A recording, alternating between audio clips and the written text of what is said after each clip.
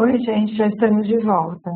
Ok? Eu queria aproveitar que parou para gravar para dizer para vocês que essa aula que eu estou dando já está disponibilizada no Moodle, tá?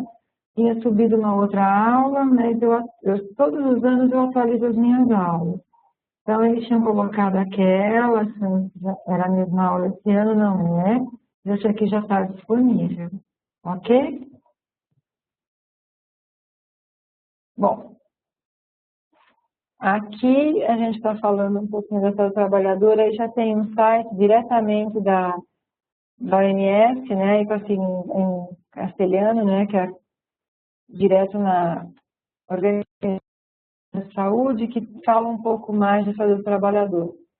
Então, tá aí, né, é uma área de saúde do trabalhador, realiza estudos, ações de prevenção, assistência e vigilância aos agravos da saúde relacionados ao trabalho. Tem aí uma definição, tá? Então, vamos lá ver. Que é estudos vários, né, de quem está na área acadêmica, ações de prevenção, que eu acho que muitos de vocês ainda não fazem, né? Assistência e vigilância aos agravos também não.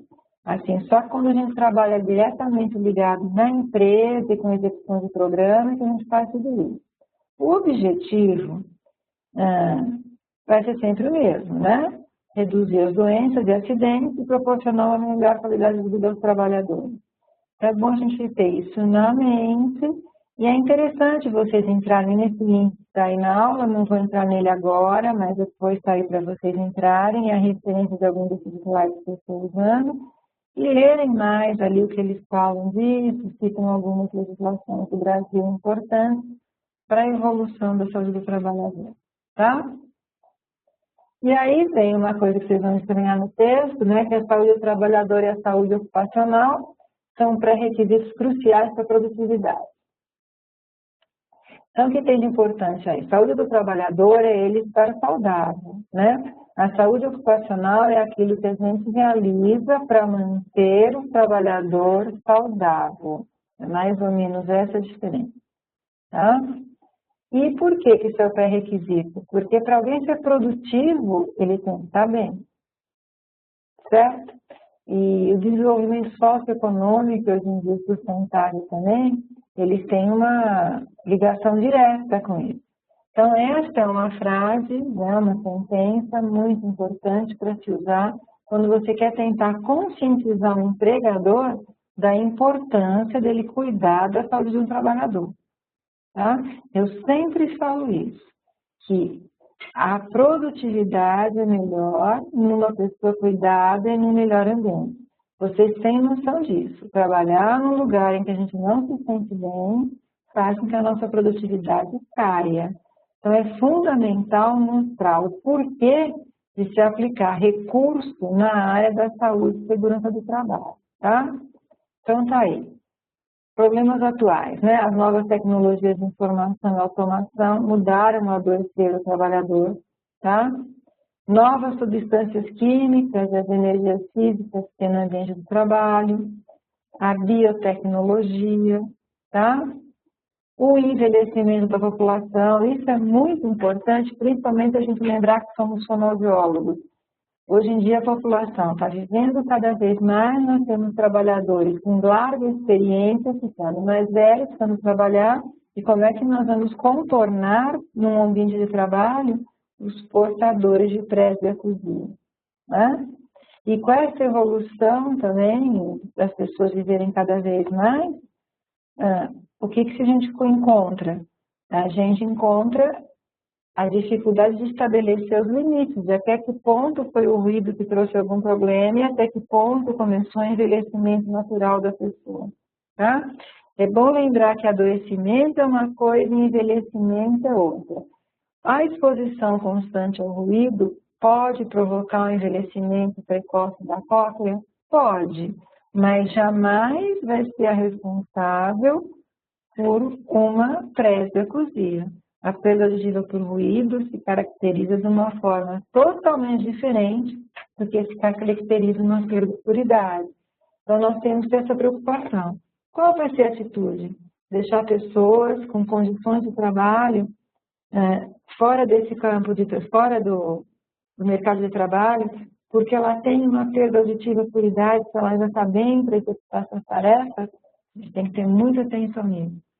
Outra coisa importante na saúde do trabalhador são os grupos vulneráveis, né? Os portadores de doenças crônicas, perda auditiva é uma, os deficientes, os migrantes e os desempregados. Então, são grupos mais vulneráveis ao adoecimento, já doentes de terem um agravamento, né? E outro problema atual é a ocorrência de novas doenças ocupacionais de várias origens. Então, a gente não sabe exatamente de onde vem mais determinadas doenças. Especificamente com a audição, citando a perda por ruído, está muito difícil saber onde ela foi adquirida, se no ambiente de trabalho ou se é extra-trabalho.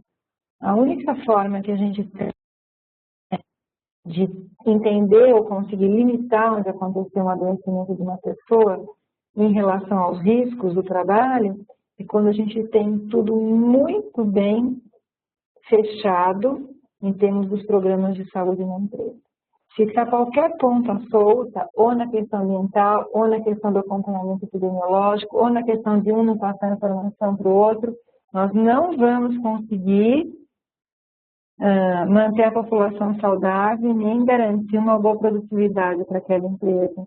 Especificamente com a audição, hoje está cada dia mais difícil isso. Então, ter a noção que precisa se fazer muito mais do que só um exame para poder assegurar que aqueles trabalhadores vão se manter saudáveis, tá?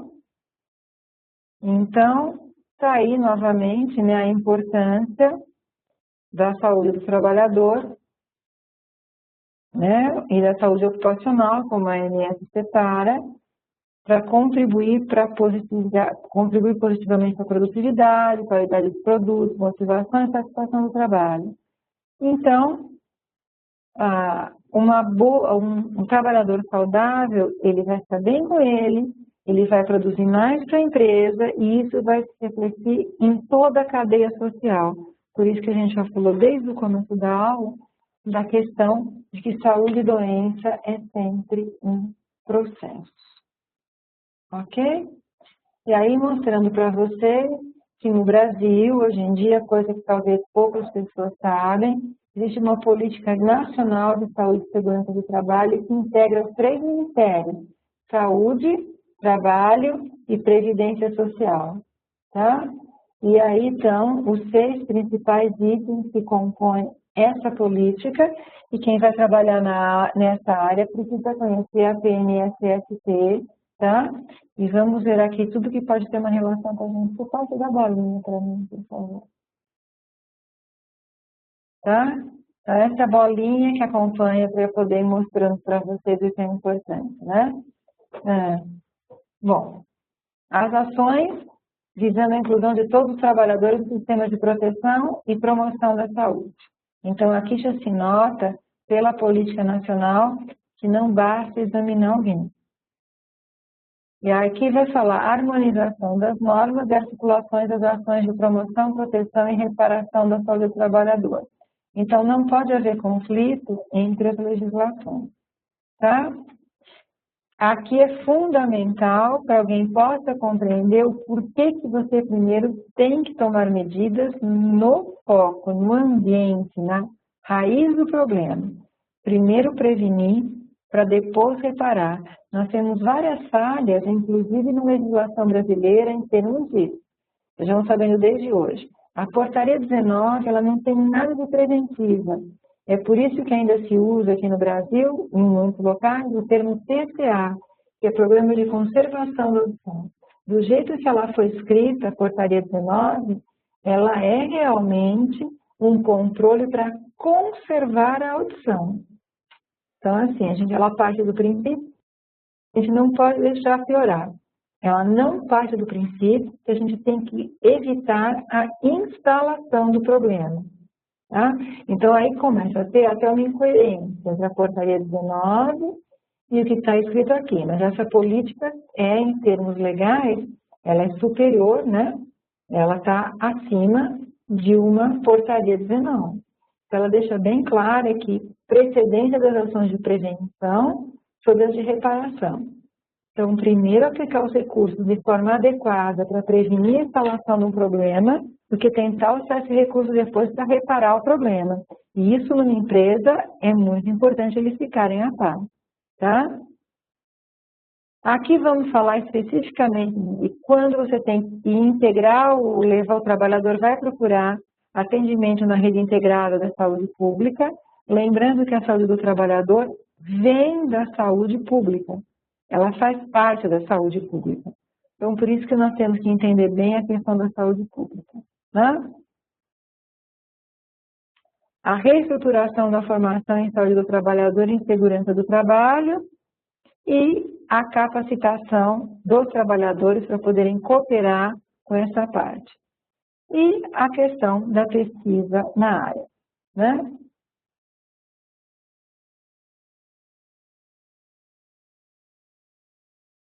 Sim, eu acabei de falar isso, Paula, acho que você não ouviu. Essa vez nós tivemos esse problema, né? A aula não subiu ao Moodle, mas essa aula agora vai ficar disponível no Moodle, tá? Porque eu sempre atualizo a aula e dessa vez teve um pouquinho de falta de tempo para poder mandar a aula atualizada para eles. Eu peço desculpas para quem já imprimiu, tá? Mas essa aula aqui já está disponível e esse arquivo ainda vai ser usado na aula do dia 10, ok? E a partir daí a gente não vai ter mais esse problema, certo? Bom, então, aí está o objeto da saúde do trabalhador, não o objetivo, né? Ela vai trabalhar com o processo de saúde e doença dos grupos humanos e a sua relação com o trabalho, né? Como nós já estamos na época da saúde do trabalhador, tem que lembrar dessas duas coisas importantes. Eles não são mais agentes passivos, eles são atores, né?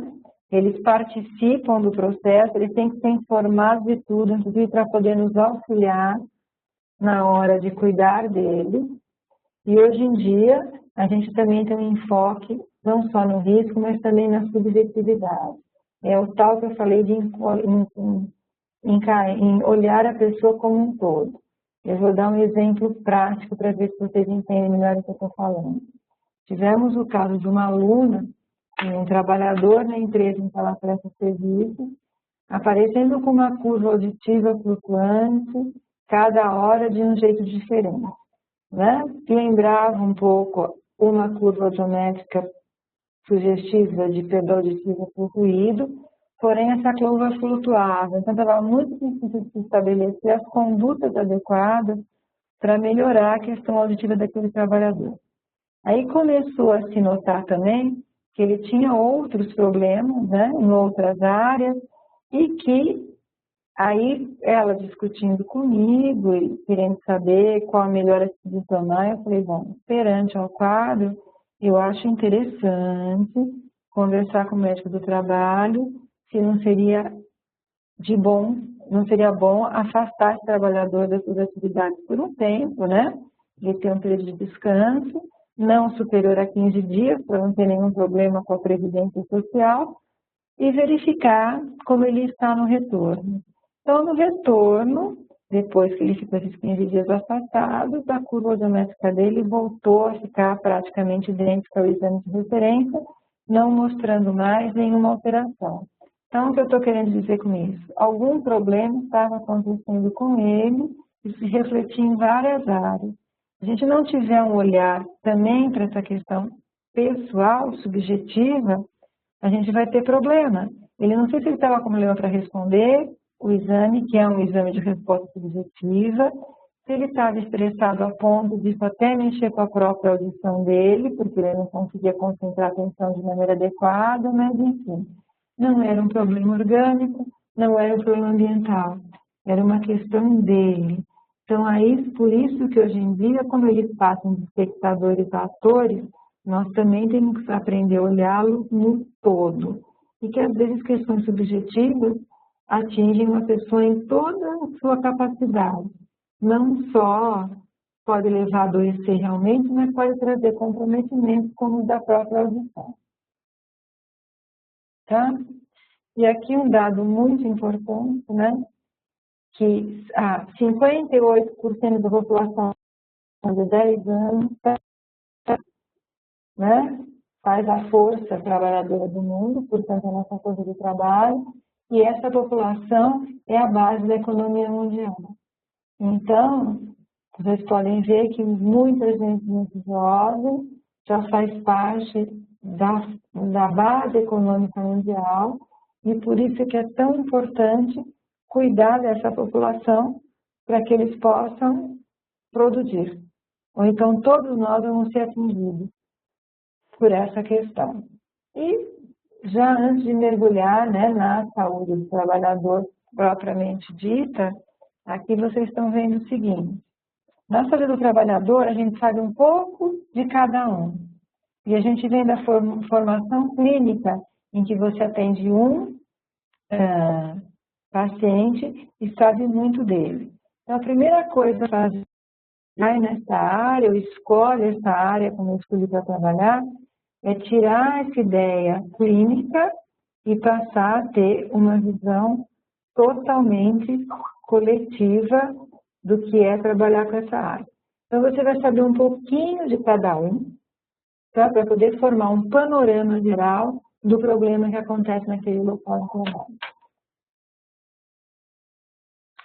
Então, mostrando no Brasil agora, né, quando começou a preocupação com a saúde do trabalhador aqui, isso é muito importante para a gente, inclusive, compreender a evolução da nossa legislação. Então, está aí esse decreto de 1891, né, colocou, então, ligado ao menor, né, a fiscalização em fábricas só preocupada com a questão do menor. Então, essa legislação proibiu o trabalho de menores de 12 anos, salvo os aprendizes na indústria têxtil. E daí colocou um limite de horas diárias para o trabalho dos aprendizes. É engraçado, né? Mas nessa época, que eles colocaram 3 horas para 18 a 10 anos e 4 horas para os de 10 a 12 anos. Crianças, né? Crianças pequenas para estarem trabalhando em fábricas, né?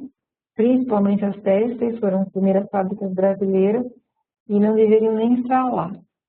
Então, eles colocaram essa legislação, inclusive porque já tinha um olho no mundo muito severo sobre o trabalho do menor. E hoje em dia não mudou muito, né? A gente continua com a mesma preocupação. Ainda existe muita criança trabalhando, principalmente no interior desse Brasil, lugares que a gente às vezes não sabe que existem, né? E essa lei não está sendo aplicada lá, com certeza. A primeira lei de proteção do trabalhador do Brasil, em 1919, sobre as leis dos acidentes de trabalho, para que o Brasil pudesse ingressar na Organização Mundial do Trabalho, na Organização Internacional do Trabalho, na OIT. Então, para que ele pudesse ingressar, ele colocou uma legislação de acidentes do trabalho.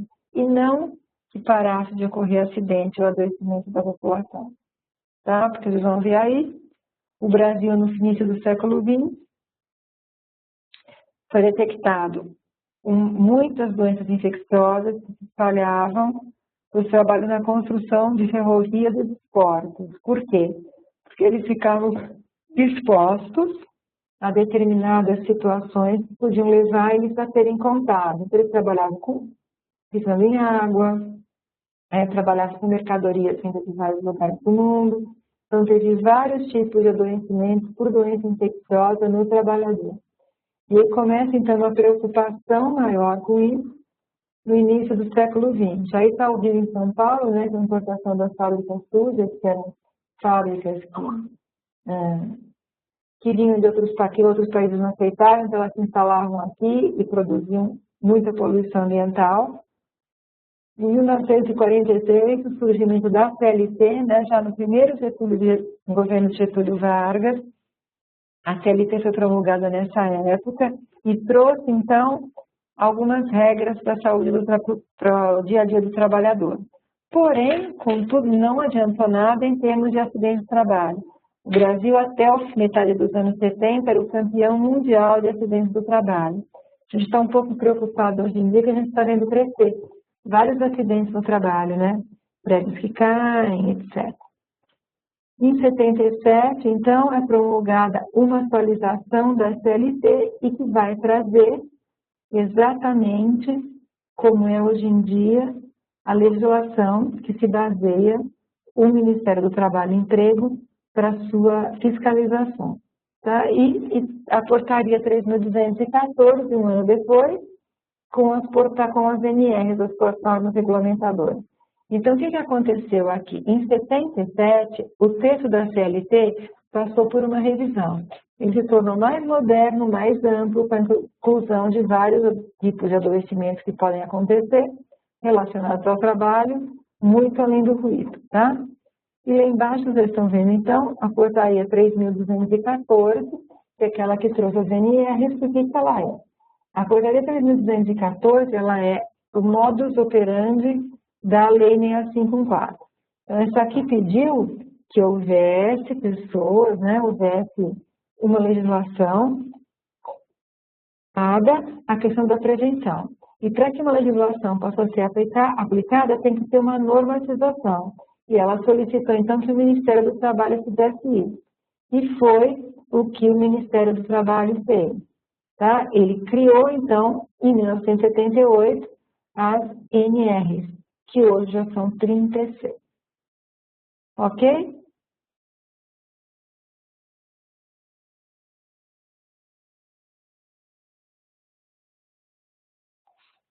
Fatores relevantes ainda em termos de legislação brasileira para todos os trabalhadores.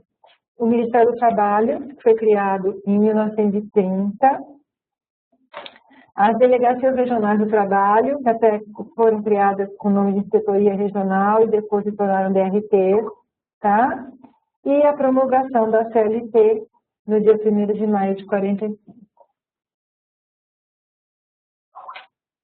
Já no segundo governo do Vargas, veio a criação da Petrobras, Companhia Siderúrgica Nacional, e da Petrobras, que além de trazer a soberania nacional, criou novos fatores de adoecimento do meio de trabalho.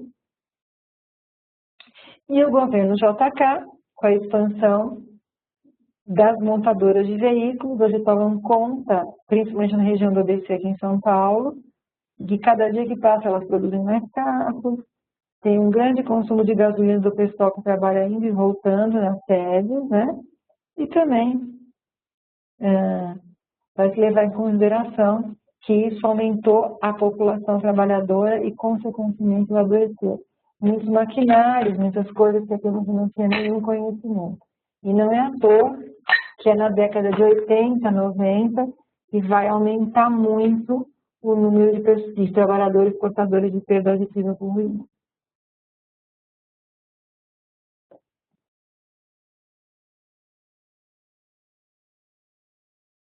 Aqui, nós estamos mostrando como era ontem a segurança do trabalho e como ela é hoje. Olhando essa figura, dá um pouquinho de tristeza de perceber que nada mudou muito, né? Temos ainda que nos esforçar mais para que as normas de segurança sejam aplicadas. E antes que eu entre na inserção do fonoaudiólogo na saúde do trabalhador, eu falei com vocês, então, e vocês devem ter acompanhado o raciocínio que começou com medicina do trabalho, evoluiu para a saúde ocupacional, quando a preocupação era só com risco, com exame, e hoje nós estamos na trabalhador, em que se enxerga o trabalhador como um todo, ele é envolvido nos programas e no autocuidado, e também que existe uma política nacional de saúde e segurança, e como assim vai ter que ter uma política de saúde e segurança na empresa que vocês vão prestar serviço, para que eles possam entender que não adianta mais, né, fazer um tipo de saúde e segurança em que a equipe não tenha não seja fácil dela trabalhar junto. Alguma dúvida? Vocês querem fazer alguma pergunta antes de eu falar como é que a gente prepara na saúde do trabalhador?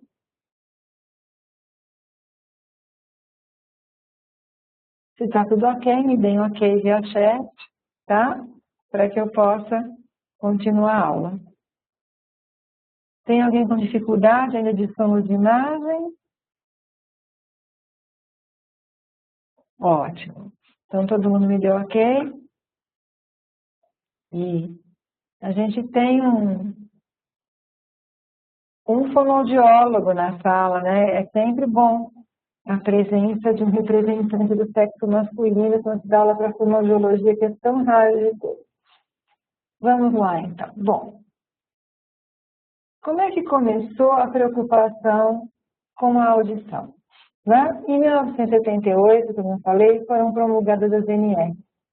Até 1993, a portaria, a norma regulamentadora de número 7, que hoje vocês todos conhecem, se não conhecem, vão passar a conhecer, que se intitula Programa de Controle Médico de Saúde Ocupacional, até 1993, desculpem, ela se intitulou Exame Médico.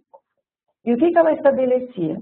Tinha que fazer exame médico admissional, periódico e demissional. Só. Era totalmente desvinculado de ações preventivas. Então, não tinha nenhuma preocupação com a instalação de nenhum programa de prevenção. Tá? E ela não detalhava, em momento nenhum, a metodologia, a execução e a interpretação de um exame.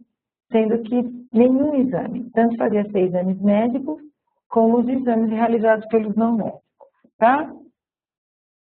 Então, ela, nesse tempo, ela também não dizia, ela tinha um parágrafo só para falar da questão da audição, porque a audição sempre incomodou muito o meio empresarial, por eles estarem conscientes que havia muitas pessoas já portadoras de problemas de audição devido ao trabalho, e eles estavam bem preocupados. Então, o que aconteceu? A portaria 3.214 estabeleceu as normas regulamentadoras. Para poder sair, teve que ter um aval médico. Então, tá aí. Ela era composta por... O que aconteceu com ela? O exame audiométrico não dizia quem era habilitado a realizar o mesmo, e ele é executado apenas na frequência de 500 no IDOM. Quer dizer, a gente não fazia absolutamente nada com esse exame. Tá? Não tinha nenhum valor científico. E a interpretação, que foi a portaria 12, criada em 83, numa tentativa de uniformizar os laudos audiológicos, a interpretação era feita pela tabela de Fowler. E a tabela de Fowler é algo muito complicado para mostrar para vocês. Eu só tive um caso diferente no ano passado. A minha vizinha, teve um caso diferente no ano passado, em relação à tabela de Fowler, né? Então, aqui é um link que eu não sei se a gente vai conseguir entrar agora, depois eles baixam. Mas, principalmente, eu tenho alguém no interior de São Paulo aqui, que já compreendeu o seguinte: até 2003, se aplicava a função do exame audiométrico de maneira errônea à tabela de Fowler. Eu não sei se algum de vocês já ouviu falar. Fowler foi um grande audiologista e que criou essa tabela para quê? Ele queria saber o impacto da perda auditiva na comunicação. Então, ele pegava a média aritmética do grau da orelha esquerda, mais a média aritmética do grau da orelha direita, dividia pelo valor das duas e aplicava a porcentagem. Então, essa porcentagem significava o impacto que aquela perda auditiva trazia na vida de um trabalhador, na vida de uma pessoa. Esse era o objetivo dele. Tá? O que aconteceu aqui no Brasil? Erroneamente, começou-se a usar a tabela de Fowler para a interpretação de exames audiológicos, avaliações audiológicas, melhor dizendo, em saúde do trabalhador. A partir daí também começa a história da áudio ocupacional. Então, a audiologia vai ser sempre audiologia. Laudo audiológico, parecer audiológico, diagnóstico audiológico vai ser sempre a mesma coisa. Mas, nessa época, começaram a pedir a interpretação pela tabela de Fowler.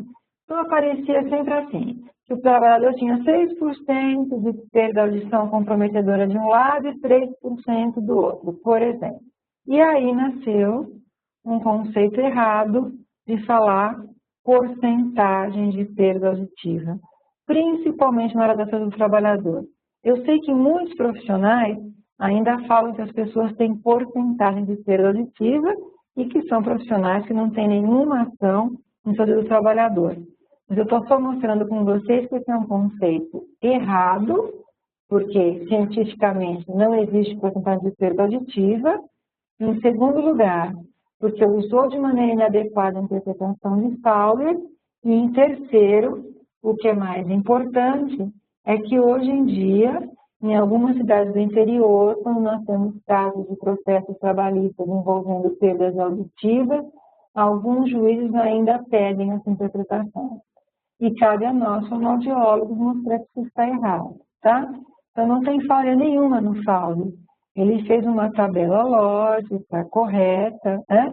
Mostrando, então, o que impacta que ele podia trazer no dia a dia de alguém em termos de comunicação.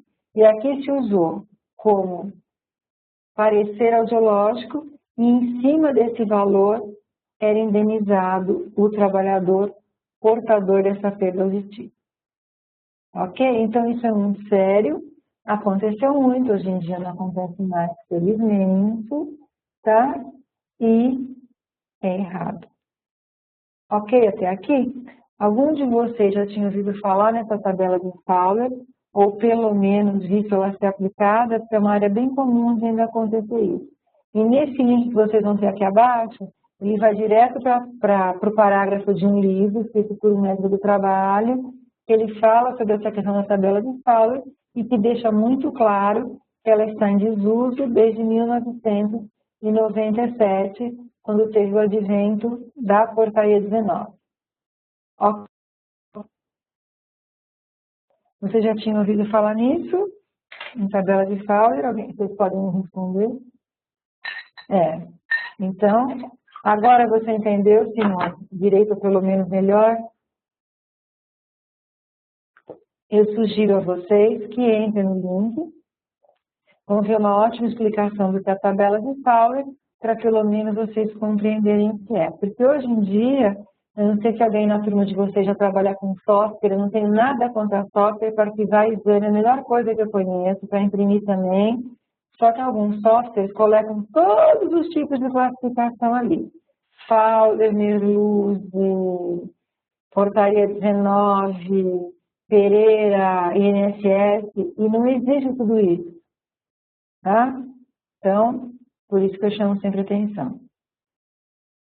Então, quantos por cento eu tenho de perda auditiva, Érica? Ele tem direito de perguntar porque ele não sabe, mas nós não podemos essa resposta. Não existe porcentagem de perda auditiva. Por quê? Porque a gente só pode aplicar a porcentagem quando se trabalha com, como é que se fala? Grandezas lineares. E nós, na audiologia, trabalhamos com grandeza logarítmica. Então, você está comparando lineares, que é algo que a gente vai discutir bastante na próxima aula, tá? Muitos otorrinos falam isso, porque o otorrino não estuda audiologia como nós estudamos, tá? Então, nós sabemos que ter 30 dB em 6.000 Hz não significa que a pessoa tem 30% de perda auditiva. Vocês têm ideia do que é uma claro que sim, então fonoaudiólogo. O que é uma pessoa com 30% de perda auditiva? Ele está, no mínimo, usando um aparelho auditivo, se a gente fosse levar esse valor a sério, tá? Então, esse é um conceito errado, de quem não sabe o que é grau de perda auditiva, de quem não sabe o que é limiar auditivo, de quem não sabe o que é dB e muito menos o que é logaritmo, tá?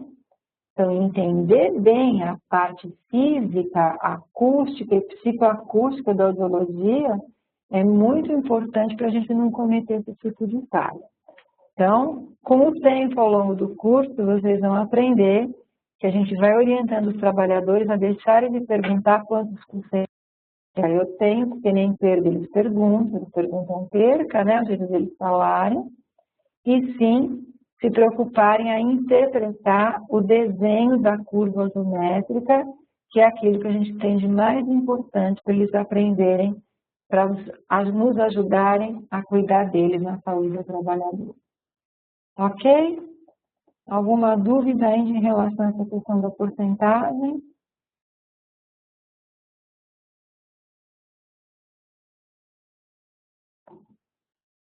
Ótimo. Isso é muito comum, infelizmente, enquanto vocês estão me dando ok, de fonoaudiólogo também falar em porcentagem de perda auditiva, tá? Então, é assim, a gente não tem que crucificar o médico do trabalho quando ele fala em porcentagem, ele não tem o conhecimento que a gente tem. A nossa obrigação é ensinar o que é correto para ele. Tá? Vamos ler esse texto agora em conjunto para entender a evolução da legislação e quando foi que mudou. Então, em 78, considerando o capítulo 5 da CLT, o capítulo 5 da CLT se intitula Saúde e Segurança do Trabalho, né? Foi promulgada a Portaria 3.214, aprovando as NRs, que se intitulavam Exames Médicos e Riscos Ambientais, totalmente separados, né? Em 1994, as portarias 24 e 25, respectivamente, alteraram o título dessas NRs para a 7 para PCNSO, Programa de Controle Médico de Saúde Ocupacional, e a 9 para PPRA, né? Passando a enfatizar, então, o critério epidemiológico. Então, aí vai começar a se entender que ambiente e saúde têm que estar unidos para que realmente você possa cuidar de alguém. Então, PPR e MSO são inseparáveis. Então, o que é muito comum hoje em dia. A pessoa que faz o PPRA nunca viu aquele que faz o PCMSO. E a gente também pode cair nesse problema de fazer um programa de prevenção de perdas auditivas sem ter nenhum contato com as duas pontas. O que eu garanto que vai acontecer é o programa não dar certo. Tá?